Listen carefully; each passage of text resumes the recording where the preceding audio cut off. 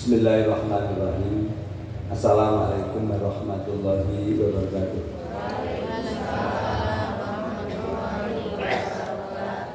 Rabbi zidni ilma warzuqni fahma, Rabbi shrah li sadri wa yassir li amri wahlul 'uqdatam min lisani yafqahu qawli. Amin ya rabbal alamin.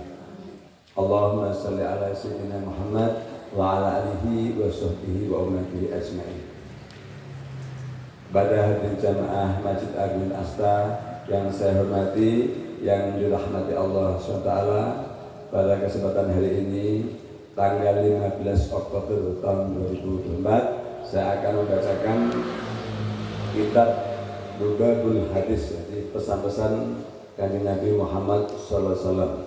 Jadi intinya ini semuanya hadis sahih yang mana untuk menjadi pedoman hidup kita. Halaman 38. Ini bab tentang iman.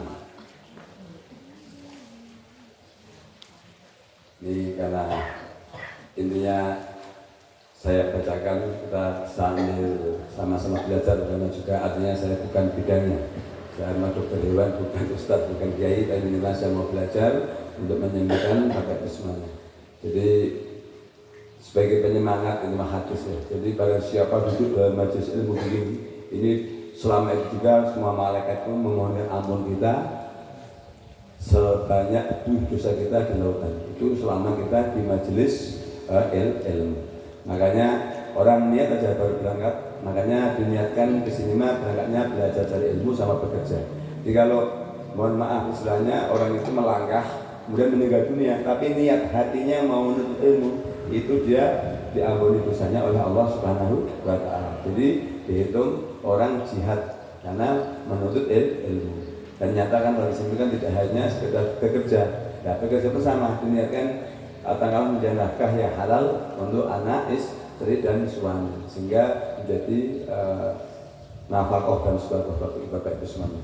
Ini bab tentang iman, saya bacakan. Qala Nabi sallallahu alaihi wasallam. Jadi bersabda Nabi Muhammad sallallahu alaihi wasallam, al-imanu ma'rifah. Iman itu adalah ma'rifah, mengetahui, bil qalbi, dengan hati. Jadi iman itu adalah hatinya mengetahui, yakin pada Allah dan semua yang diperintahkan di dalam hati. Jadi al-imanu ma'rifah, itu mengetahui, bil qalbi, dengan hati. Kemudian wa qalu bil lisan, dan diucapkan dengan lisan, dengan syahadat asyhadu an la ilaha illallah wa asyhadu anna Muhammadar Rasulullah. Itu jadi hatinya kita meyakini bahwa Allah itu adalah Esa, Allah, Nabi Muhammad SAW, Allah itu iman. Di hatinya mengetahui, meyakini, di lisannya mengucapkan. Wa amalun bil arkan, tapi dikerjakan dengan perbuatan, tidak hanya cukup hati sama lisan. Jadi ini sinkronisasi, jadi artinya konsisten gitu, antara hati, pikiran, perbuatan itu konsisten. Kemudian waqala sallallahu alaihi wasallam, dan bersabda Nabi Muhammad SAW, al imanu uryan. Jadi iman itu masih telanjang, masih tidak ada apa-apanya. Walibasut taqwa, tapi harus kasih baju. Walibasuhu, dikasih baju at-taqwa. Jadi kalau hanya baru iman di ucapan sama perbuatan, tapi belum ada ketakwaan kepada Allah, masih telanjang. Makanya iman, Islam, ihsan adalah ketakwaan. Jadi takwa itu apa? Menjalankan segala yang Allah perintahkan, meninggalkan segala apa yang Allah larang. Itu namanya takwa.